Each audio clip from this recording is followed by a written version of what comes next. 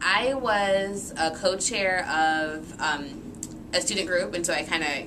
and even though it was kind of distinct from the center, our advisor was the assistant director a few years ago, and so I started coming into the center because of her, and then I, got to know more people here, and then a few summers ago I worked here, and I ended up doing my senior internship here in the office, and then they hired me. So I've kind of been involved in many different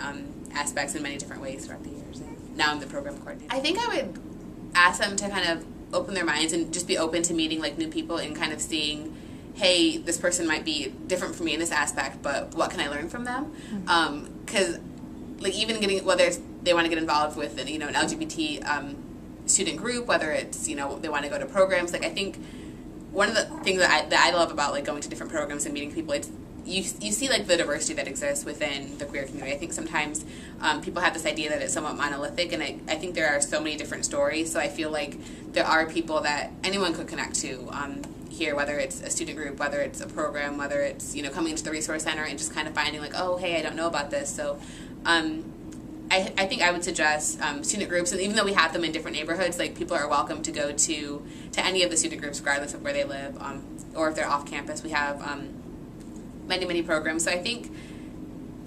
if people are just kind of unsure, to maybe find something that sounds like a program that sounds interesting to them, and then go and talk to people and share your own opinions and learn from others, I think would probably be a good start. And if they're not quite comfortable with that just yet, like come into the center, like talk to somebody one-on-one and kind of see maybe like what their interests are and where they might fit in the community. I think it's important because when people in a community feel safe, I think that that's positive, and I think that what's unique about the LGBT community is that like allies are a very important part of it. So it's not just oh, you're straight, you can't be part of this, but I think finding community and